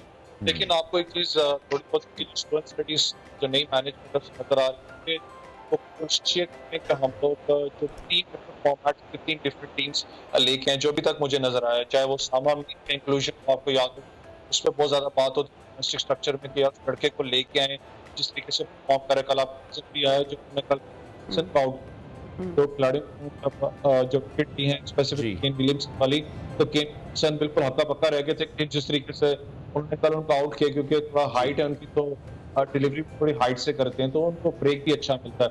तो पाकिस्तान की कल अच्छी यूनिट रहा है यहाँ पर, लेकिन अल्लाह करे ख्वाहिश है कि पाकिस्तान टीम 1 मैचेस यहाँ जरूर जीते, क्योंकि आपको पता है कि पाकिस्तान अगर स्वीप करता है यहाँ पर तो पाकिस्तान नंबर 1 रैंकिंग पे ओडीआई स्टेटस में आ जाए। ठीक है, ठीक है। अच्छा, अवैस आपसे ये भी जानना चाहते हैं, जिस तरह के भी आपने जिक्र किया नायब कप्तानी और कप्तानी का भी जिक्र किया, और हम बहुत पहले से भी चर्चा सुनते आ रहे थे, बहुत सारी ट्वीट्स की गई पाकिस्तान के जो फॉर्मर क्रिकेटर्स हैं उनकी जानिब से, उसके अलावा जो एनालिस्ट हैं उनकी जानिब से ये फेवरेटिज्म की हम गूंज सुन रहे थे। फिर हमने देखा फाइनली एक जो मैनेजमेंट चेंज हुई, उसके बावजूद जो कल ये फैसला किया गया कि शान इज नॉट प्लेइंग वनडे में, जो कि पहले से तय था, बाबर ने नहीं पूछा और ये खुद से डिसीजन लिया, तो ये आपको लगता है कि ये अभी सिलसिला जारी रहेगा फेवरेटिज्म का, या ये जो एक रिफ्ट हम देख रहे हैं इस वक्त खिलाड़ियों में, ये कब जाके मामला बेहतर होगा? देखिए, पाकिस्तान की कप्तानी आपको पता आसान चीज नहीं है, हमेशा आपको सर्कल के अंदर रहना पड़ता है, क्रिटिसिज्म भी आपके लिए होता है, पॉजिटिविटी भी होती है। बाबर आजम की स्पेसिफिकली बात करूं, अगेंस्ट बात नहीं कर रहा, क्योंकि ज्यादातर आपको पता है मैं भी इस हक में हूं कि शायद बाबर आजम को अगर हम कप्तानी से हटाते हैं तो उनके ऊपर एक जो प्रेशर है वो खत्म होगा, तो वो बैटिंग पे ज्यादा फोकस करें। कल भी उन्होंने बड़ी जबरदस्त परफॉर्मेंस दी है पाकिस्तान को, जो एक विनिंग तक वो लेके गए हैं पाकिस्तान को। लेकिन देखिए, शान मसूद की भी आपको पता है कि उस लड़के ने कैप्टनसी की है, चाहे पाकिस्तान शाहीन्स की आप बात करें, चाहे डोमेस्टिक के अंदर यूपीएल के भी वो कप्तान रहे हैं, मुझे याद है। फिर जैसे इंग्लिश सर्किट के अंदर आप बात करें, काउंटी सर्किट में उन्होंने कप्तानी करके परफॉर्म करके दिया है। जरूर उनकी जगह मैं खुद कहता हूं कहीं ना कहीं मिड ऑर्डर में बनती है, लेकिन हारिस सोहेल क्योंकि पता है, क्योंकि अगर आप देखें पूरी अगर स्क्वाड की बात करें, फखर जमान बाबर की कप्तानी जाते हुए आप देख रहे हैं और उनकी जगह किसको देख रहे हैं? नहीं, देखिए मैं अभी जाता हुआ नहीं देख सकता, क्योंकि जो स्क्वाड आपका क्योंकि बैलेंस है, क्योंकि आपने देखें वर्ल्ड कप की तैयारी करनी है, जैसे आपके अभी आप बात भी कर रहे थे इंट्रो के अंदर, पाकिस्तान ने इतने ज्यादा वनडे मैचेस नहीं खेले हुए, और आपको पता है कि आगे आपका एशिया कप भी है, फिर वर्ल्ड कप इंडिया के अंदर आना, तो आपको एक जेलअप स्क्वाड चाहिए होता है। हमारा अनफॉर्चुनेटली हमेशा एक मसला ये रहा है कि हम लोग फ्यूचर प्लान्स नहीं करते, क्योंकि ये भी मैनेजमेंट आपको याद है उन्होंने बात आती कि जी हम लोग पाकिस्तान शाहीन्स और पाकिस्तान अंडर 19 के ज्यादा इंटरनेशनल टूर्स रखेंगे ताकि लड़के ग्रूम होकर पाकिस्तान टीम के लिए यहाँ पर आए। बाबर आजम को देखें, अगर आप कप्तानी से हटाते हो तो आपका सेकंड ऑप्शन क्या है, क्योंकि सुपर टेक टीम आपकी जेलअप नजर आ रही है जी। शान मसूद भी देखें आप जिस तरीके से परफॉर्म करें, जेलअप यूनिट आपको नजर आता है पाकिस्तान टीम के अंदर, जितनी आपकी स्ट्रॉन्ग बेंच लाइनअप होगी ऑटोमेटिकली उतनी आपकी प्लेइंग 11 स्ट्रांग होती है, ये कुदरती चीज है, ये ऑटोमेटिकली चीज है। लेकिन कुछ खबरें ये भी सुनने में आ रही हैं कि जो तीनों फॉर्मेट्स हैं उनके लिए 3 अलग-अलग कप्तान की जो ऑप्शंस हैं वो इस वक्त जेर गौर हैं। आपको क्या लगता है कि जो टेस्ट मैचेस में बाबर की हिकमत अमली थी वो उस तरह से बेहतर नहीं थी? अगर उन्हें कुछ रिलीफ दिया जाता है, उन्हें T20 का या वनडे का कैप्टन बनाया जाता है, तो कुछ प्रेशर उनसे कम होगा, ये फैसला दुरुस्त साबित हो सकेगा पाकिस्तानी टीम के लिए? जरूर होगा। देखें, सबकी अपनी अपना ऑब्वियसली होती है, लाइक अपना मशवरा होगा, अपनी थिंक टैंक होती है। मेरे एक थिंक टैंक ये कहता है कि यार होना चाहिए, क्योंकि अगर आप याद हो देखें, सबसे बड़ी आपके सामने केस स्टडी की विलियमसन, एक ठंडा प्लेयर है, कप्तान भी बड़ा जबरदस्त है, उसने खुद साइडलाइन किया टिम साउथी को वो कैप्टन दे के टेस्ट मैच के अंदर, तो एक नजर आपको आया केन विलियमसन से एक प्रेशर हटा है, ये बड़ा एक फायदेमंद। खुद भी कहता हूँ कि शायद आप बाबर आजम से अगर कप्तानी लेते हो टेस्ट मैच की, आप किसी और कप्तान बनाते हो, चाहे शान मसूद को बनाते हैं या सरफराज को बनाते हैं, तो एक प्रेशर आपसे रिलीज हो जाता है इस चीज पे, आप ज्यादा फिर कॉन्सेंट्रेट करते हो अपनी बैटिंग के ऊपर, क्योंकि captaincy is not an easy job. लेकिन जिस तरीके से मैंने आपको बताया कि जो नई मैनेजमेंट आई है, जो मुझे भी न्यूज आ रही थी, तो ये कि 3 डिफरेंट फॉर्मेट्स के लिए 3 डिफरेंट कैप्टनशिप पे बात अभी हो रही है, अभी कंफर्म नहीं है तो बात करें, लेकिन मुझे लग रहा है कि सूरत हाल पैदा हो रही है कि शायद कप्तानी जो टेस्ट मैच की है वो चेंज कर दी जाए, वनडे T20 के भी कह नहीं सकते। ठीक है, अच्छा पहले वैसे हम देख रहे थे पाकिस्तान पर बार बार हमारी क्रिकेट टीम के हवाले से बात की जा रही थी कि हम डिफेंसिव मोड में प्ले कर रहे हैं और इस तरह से हमारी जारहाना क्रिकेट जो है वो उसका तर्ज नहीं है। कल के मैच पाकिस्तान ऑब्वियसली शानदार पाकिस्तान की फतह रही, तो आपको लगता है कि पाकिस्तान ने बिल्कुल कमबैक किया है और जो प्रेशर एक हम मुसलसल पाकिस्तानी हमारे जो प्लेयर्स थे, इंजरीज का भी शिकार थे बहुत सारे प्लेयर्स, तो अब वो प्रेशर रिलीज हो चुका है फाइनली? देखिए पाकिस्तान की अगर हम बात करें, हमको पता है chasing side is not a good side Pakistan, क्योंकि हमेशा कहीं ना कहीं चेजिंग में पाकिस्तान मार खाता है, लेकिन कल आपको एक डिफरेंट पाकिस्तान टीम नजर आई। पाकिस्तान के बॉलर्स ने बड़ी जबरदस्त परफॉर्मेंस दी, जरूर हारिस रऊफ थोड़ा बहुत मैं कहता हूँ रन उन्होंने लीक किए, लेकिन नसीम शाह ने 5 खिलाड़ियों को आउट किया। आपको पता है बैकबोन तोड़ी थी न्यूजीलैंड की, क्योंकि न्यूजीलैंड की अगर आप पूरी टीम उठा कर देखें तो 300 साढ़े 300 स्कोर करने वाली टीम है वो। कल आपने उसको रेस्ट्रिक्ट किया पाकिस्तान ने, लेकिन पाकिस्तान की बैटिंग की जो अप्रोच थी मुझे ये अच्छी लगी कि फखर जमान आपको याद है कहीं थे भी नहीं शायद, पाकिस्तान को लेगा, शर्जील खान की बात हो रही थी, फखर आए, उन्होंने स्कोर यहाँ पर 50 ऑड रन किए। फिर आप रिजवान की बात करें, चाहे बाबर की बात करें, जो एक एवरेज मेंटेन हुई थी, आई गेस 75-80 की स्ट्राइक रेट से वो बैटिंग कर रहे थे सारे, जो एवरेज वो लेके चल रहे थे, लेकिन जो आगे जो पता ना मोमेंटम को कैरी ऑन करते वो हारिस ने बड़ा जबरदस्त किया है, 137 तक वो करके लेके गए, लाइक उन्होंने वो स्ट्राइक रेट को नीचे नहीं आने दिया, उन्होंने बड़ा जबरदस्त एक रन रेट को मेंटेन अपने करके रखा है, तो ये प्लस पॉइंट होता है आपका, जो कि पाकिस्तान टीम में कहीं ना कहीं आपको मिसिंग नजर आ रही थी। देखें आजकल इतनी मॉडर्न क्रिकेट के अंदर जितना आप एग्रेसिव खेलते हो उतना फायदा देते हो अपनी टीम को, आपको एग्रेशन रहना पड़ेगा, यहाँ पर दूसरी टीम को आप अंडर प्रेशर लेके आते हो।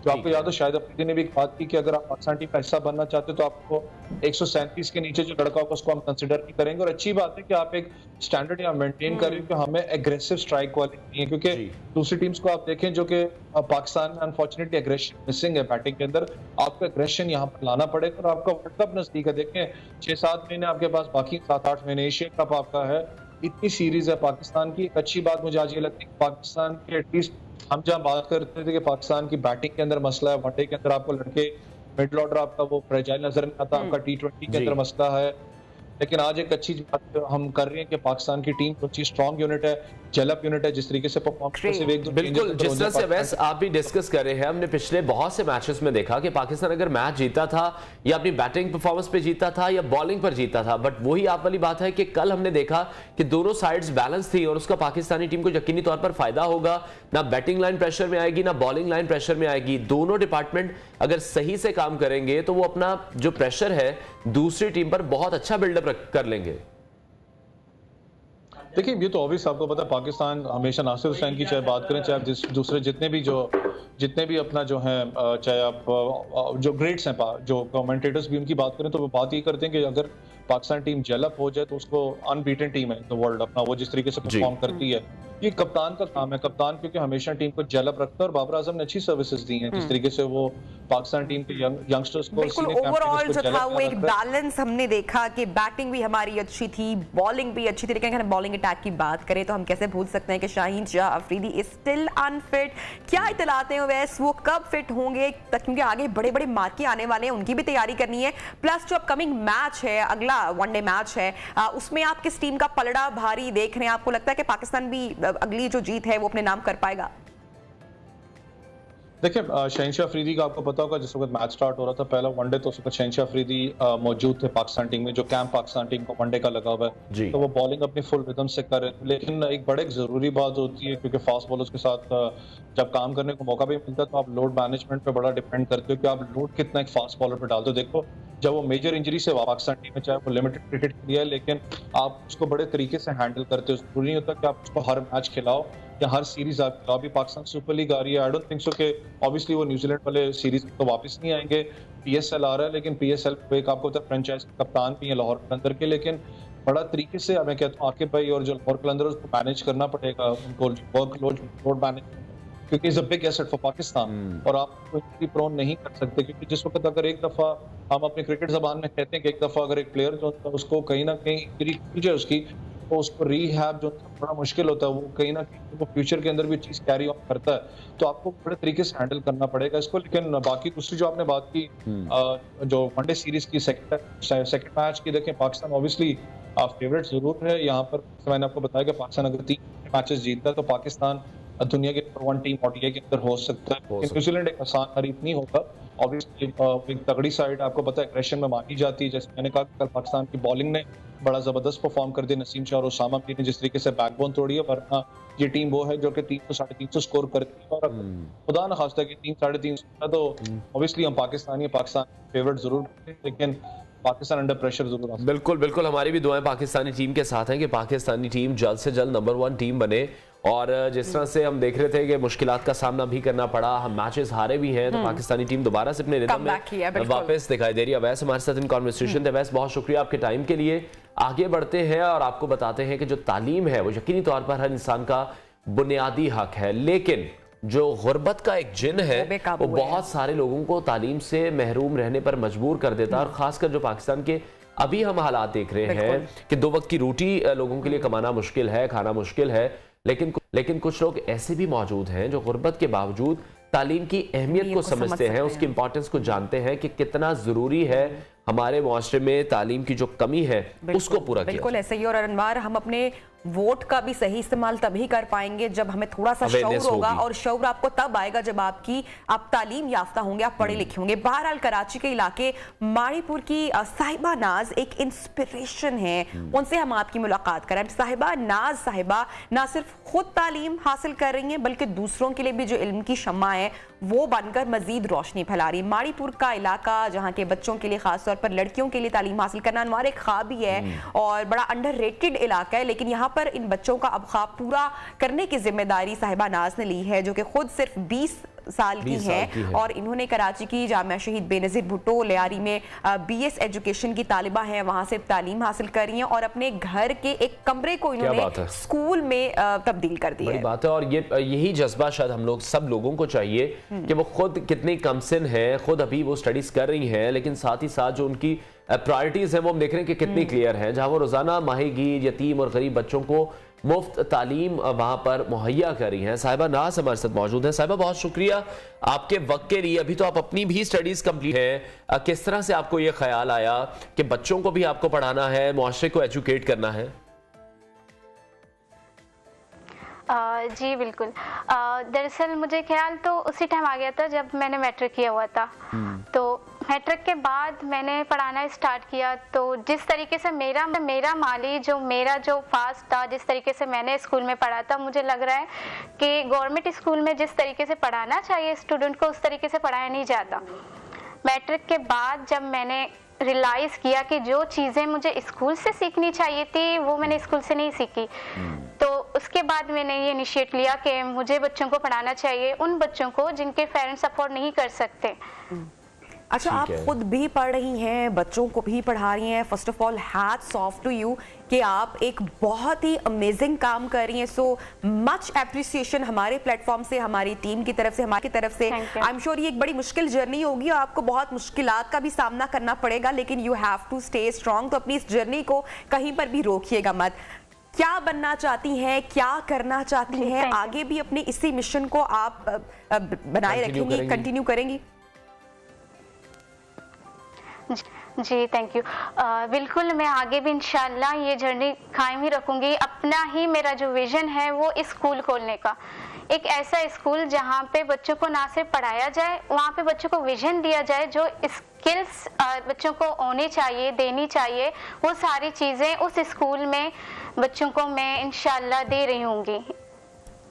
ठीक है साहिबा, इसके अलावा हम देख रहे हैं कि जो खवातीन वहां पर मौजूद हैं, आप उनको कंप्यूटर भी दे रही हैं। कितने बच्चे आपके पास पढ़ते हैं? यकीनी तौर पर अखराजात भी होते होंगे, वक्त भी निकालना पड़ता है। जो वहां पर लोग मौजूद हैं, इलाका मकीन है, वो आपकी क्या कोई हेल्प करते हैं? आपको किसी मदद की जरूरत है, आप हमारे प्लेटफॉर्म के थ्रू अपील भी कर सकती हैं। हम भी जो देखने वाले हैं उनसे अपील करेंगे कि जो इस तरह के लोग काम कर रहे हैं, लोगों की फलाह के लिए काम करें, उनको अप्रिशिएट करें, उनकी मदद करें।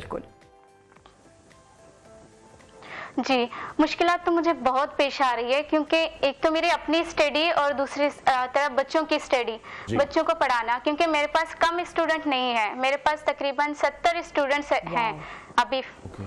तो एक ही कमरे में उन बच्चों को पढ़ाना मेरे लिए मुश्किल हो रहा है। तो इसलिए मैंने उनके लिए टाइमिंग अलग अलग रखी है, तो उसी टाइमिंग की वजह से मेरी अपनी भी स्टडी कहीं ना कहीं रुक रही है, क्योंकि मैंने उनको बहुत लंबा टाइम दिया है और फिर साथ में मेरी अपनी स्टडी, पेपर को मैनेज वगैरह करना मुश्किल पड़ा। अगर मेरे पास स्पेस होता, 2-3 कमरे अगर मेरे पास होते तो मैं अलग अलग कमरे में जैसे कि कोई टीचर भी रख पाती, जिन टीचरों को मैं खुद ट्रेन करती, फिर वो इस तरीके से पढ़ा पाते।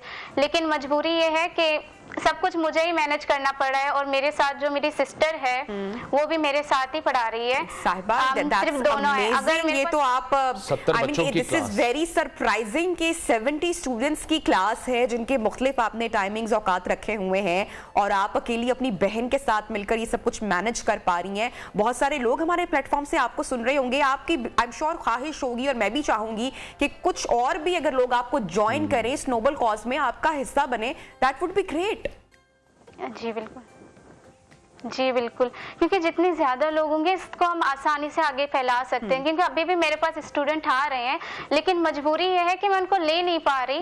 तो इसीलिए मैंने एक इनिशिएट लिया है कि मैं उनको वीकली सेशन देती हूँ। मैं सिर्फ पढ़ाती नहीं हूँ, मैं पढ़ाने के साथ साथ पेरेंट्स के साथ मीटिंग भी रखती हूँ, बच्चों को सेशन भी देती हूँ डिफरेंट एक्टिविटीज से, जैसे कि सोशल एंड सिविक रिस्पॉन्सिबिलिटी हो गया, वुमेन एम्पावरमेंट हो गया। अभी रिसेंटली मैंने अपने स्टूडेंट्स को, जो मेरे भी स्टूडेंट्स हैं और मैंने दूसरे भी स्टूडेंट्स को बुलाए थे जो दूसरे स्कूल से ताल्लुक रखते हैं, तो मैंने उनको बुला के मैंने उनसे एक सेशन रखा था, इम्पोर्टेंस ऑफ एजुकेशन। तो जब मैंने उन बच्चों से सवाल किया, जो मेरे स्टूडेंट्स थे वो तो मुझे जवाब दे रहे थे क्योंकि उनको मैंने ट्रेन किया हुआ था, लेकिन जो दूसरे स्टूडेंट्स थे वो मुझे जवाब नहीं दे पा रहे थे। वो तालीम तो हासिल कर रहे हैं लेकिन उनको पता नहीं है कि तालीम का असल मकसद क्या है।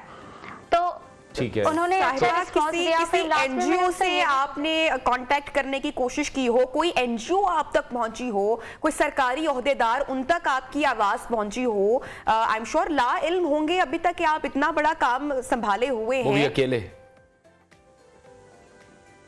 जी, अभी तक तो किसी ने कांटेक्ट नहीं किया है मेरे साथ।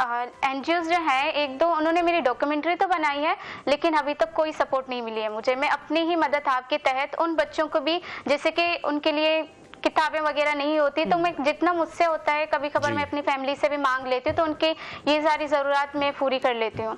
बहुत शुक्रिया साहिबा नाज हमारे साथ इन कॉन्वर्सेशन थी, और जिस तरह से आपका जज्बा है, जिस तरह से आप कोशिश कर रही हैं उन तमाम बच्चों के लिए जो कि अपने तालीम के खर्चात उनके वालिदैन नहीं उठा सकते, एक कमरे में रहते हुए 70 तालिब इल्म इनके पास मौजूद है, अच्छी जगह मिल जाए। अगर टीचर्स कोई और साल साहिबा नाज को ज्वाइन कर लें तो मेरे ख्याल से ये जो उनका नोबल कॉज है ये बहुत बढ़ सकता है। बहुत सारे बच्चे जो हैं वो तालीम के जेवर से आरास्ता हो सकते हैं। बहुत अच्छी आपकी जर्नी है, बहुत अच्छा आप काम कर रही हैं, इसको कंटिन्यू रखें और ऐसे ही करते रहिए। बहुत शुक्रिया आपने प्रोग्राम में ज्वाइन किया। ब्रेक के जाने बढ़े, ब्रेक के बाद आपको ज्वाइन करेंगे, साथ रहिए।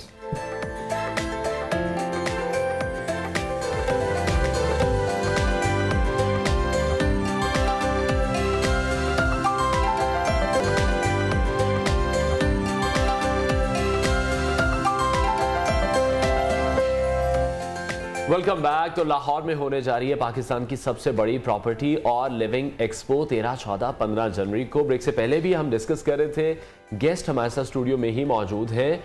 मुबीन साहब, आपसे मैं ये जानना चाहूँगा, जिस तरह से हमने डिस्कस किया, रियल एस्टेट सेक्टर यहाँ पर मौजूद होगा, 65 इंडस्ट्रीज आप कह रही हैं कि इससे रिलेटेड यहाँ पर मौजूद हैं, कंस्ट्रक्शन के हवाले से भी यकीनी तौर पर इसमें तमाम लोग शामिल होंगे, कंपनीज शामिल होंगी, प्लॉट तो लोगों ने खरीद लिए। उसके बाद जो सबसे अहम मरहला आ जाता है वो आता है घर बनाने का। वहाँ पर हमें अच्छी टीम नहीं मिलती, अच्छा पेंटर नहीं मिलता, प्लम्बर नहीं मिलता, हमें इलेक्ट्रिशियन अच्छा नहीं मिलता, घर बनाते हैं तो बहुत ज़्यादा मसले रहते हैं। तो इस एक्सपो में उसका भी हल मिल जाएगा? जी बिल्कुल। सबसे पहला तो ये होता है कि जब प्लॉट ले लिया जाता है तो वो कहता है यार मेरे पास अब ये स्पेस है, उस पर मैंने नक्शा कैसा बनाना है। नक्शा, अब बहुत सारे लोग हैं, जाहिर है फैमिलीज बड़ी हैं, अगर छोटा प्लॉट है तो उस पर ज़रा मुश्किल होता है ज़रा नक्शे को बनाना। यहाँ पे आपको बड़े अच्छे नक्शा नवीस मिलेंगे। फिर दूसरी चीज़ आ जाती है कि उसकी कंस्ट्रक्शन के हवाले से जो आपने टीम की बात की है, टीम का मुश्किल इसलिए कहा जाता है कि टीम का अच्छा मिलना, बहुत सारी कंपनीज हैं जो अच्छी टीमें देती हैं, यहाँ पे आ रही हैं, एक एक कंपनी 10-10 इंडस्ट्रीज को रिप्रेजेंट कर रही है।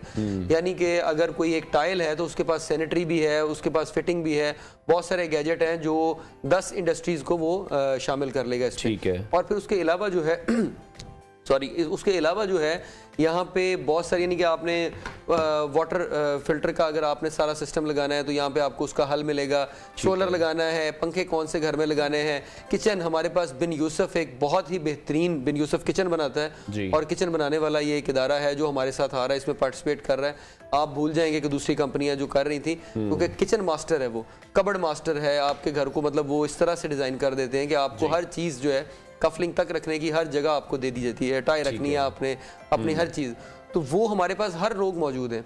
ये एक्सपो आप विजिट कीजिएगा, इंशाल्लाह आपको ये बड़ा अच्छा, उसमें आपको भी बड़ी सहूलत मिलेगी जो घर बनाने के हवाले से और चीजों के हवाले से कंप्लीट जो डिटेल्स है, कंप्लीट डिटेल मिलेगी। स्टॉल्स मौजूद होंगे, लोगों को सही तरीके से गाइड किया जाएगा, क्योंकि गाइड करना भी कोई आसान काम नहीं है, लोगों के साथ एक ट्रस्ट डेवलप कायम करना भी कोई आसान काम नहीं है। जी ऐसे ही है, पेंट कंपनीज हमारे पास है, हमने असल ना सारी इंडस्ट्रीज से हमने एक एक जो है रिप्रेजेंटेटिव लिया है तमाम, यानी हम ये नहीं है कि अगर कंपनियां हैं तो हमने कोई 10 ले लिए हैं 20 ले लिए हैं, ऐसा नहीं है।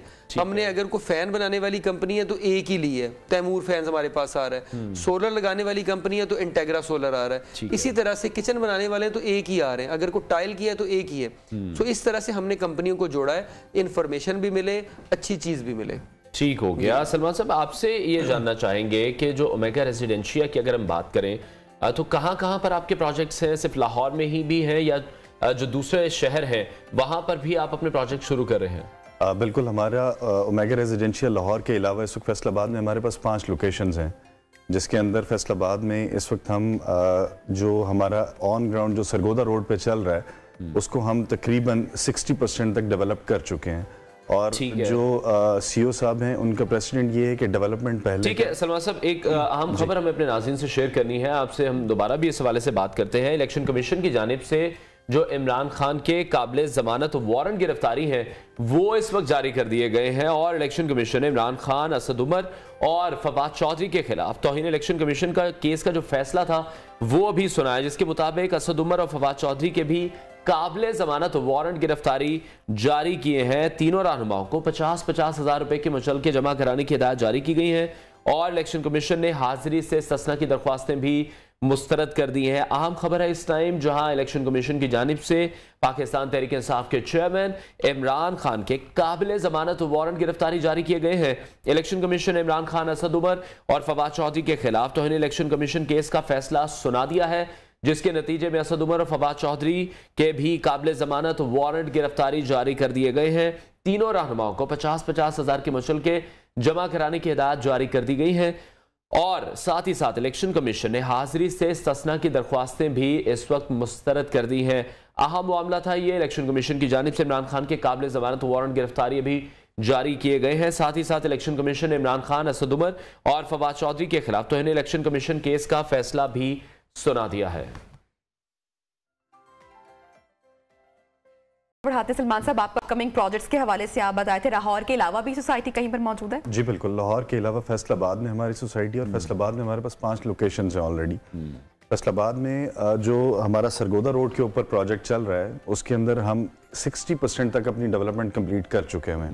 5 इयर्स का प्लान है हमारा, लेकिन उसके अंदर ये है कि हमने 2 साल पहले ही कब्जा दे दिया कि आप आएँ, ताकि देखें एंड टू एंड यूजर है उसके लिए। सेकंड, हमारा ओमेगा विस्टा के नाम से झंग में जो है प्रोजेक्ट लॉन्च हो रहा है और उसकी pre launching hopefully next Monday को है और उसके बाद हम जो एक्सपो कर रहे हैं उसके अंदर हम इंशाल्लाह अपने तीनों प्रोजेक्ट्स को वहां पर ऑन एयर करेंगे, ताकि एंड यूजर को भी आइडिया हो सके कि हम लोग कहां पर जो है मौजूद हैं। That's amazing and best wishes ये अपकमिंग प्रोजेक्ट्स के लिए। मुबीन साहब, एक्सपो अब चंद दिन बाकी रह चुके हैं, देखने वालों को आप क्या कहना चाहेंगे?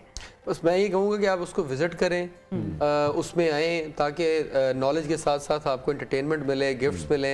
हो सकता है कि आप वहाँ इन्फॉर्मेशन लेने जाएं तो आपका कुरान अंदाजी में प्लॉट निकल आए, आप मोटरसाइकिल पे जाएं तो गाड़ी पे वापस आ जाएं, साइकिल पे जाएं तो मोटरसाइकिल पे आएं, तो आपके घर में टीवी हो तो एलईडी लेके आ जाएं। तो बहुत सारी चीज़ें आने वाले जो लोग हैं, बच्चे हैं जो उनके लिए हमने फैमिलीज बच्चे ले आती हैं, तो बच्चों के लिए भी हमने ऐसी चीज़ें रखी हैं जो घर में जाके वो तोड़ नहीं सकेंगे, इसलिए ऐसे इनामात रखे। ठीक है सलमान साहब, आप किस तरह से देख रहे हैं जो एक्सपो का एक रुझान बढ़ रहा है पाकिस्तान में रियल एस्टेट सेक्टर के लिए भी या किसी भी सेक्टर के लिए, कितनी फायदेमंद होंगी ये एक्सपो, क्या स्कोप देख रहे हैं इसका?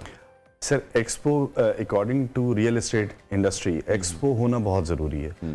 एक्सपो जब होती है वो लोग भी जो साइट्स पे नहीं जा सकते लेकिन वहां पर कुछ डिस्काउंट्स ऑफर हुए होते हैं जिसकी वजह से लोग वहां पर आते हैं। और मेरे अंदाजे के मुताबिक ये एक्सपो जो है वो साल में 2 दफा लाजमी होनी चाहिए, ताकि एंड यूजर 6 महीने के अंदर कुछ ना कुछ इतना जोड़ लेता है कि वो उसको डाउन पेमेंट करके उसको आगे इंस्टॉलमेंट पे वो चीज ले सके। ठीक है। तो एक्सपो इंशाल्लाह जो 13, 14, 15 को हम फोर्स ही कर रहे हैं, एक्सपो में क्लाइंटेज होगी और ऑब्वियसली प्रॉपर्टी की एक्सपो के ऊपर तो लोग वैसे ही ज्यादा ट्रस्ट करते हैं, क्योंकि एंड टू एंड यूजर होता है, एंड यूजर वहां पर आके ज्यादा फील करता है, अच्छा फील करता है रादर देन कि वो कहीं और। अच्छा, बहुत सारे लोग अभी एक्सपो का हिस्सा नहीं बन सकते, जैसे कि आपने जिक्र किया कि फैसलाबाद में भी आपका जो प्रोजेक्ट है 60% ये कंप्लीट हो चुका है। और इससे पहले मैंने आपसे सवाल किया था कि जो कंसल्टेशन है वो बड़ी इंपॉर्टेंट है, ताकि जो सवाल है वो बराह रास्त उनका जवाब मिल सके। अब जो लोग ज्वाइन नहीं कर सकते एक्सपो को और जो फैसलाबाद से आपको देख रहे हैं, जो लाहौर के लोग interested in Faisalabad,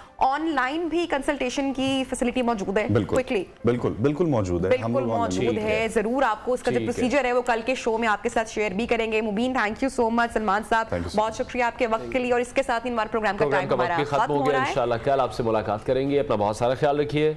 Allah Hafiz.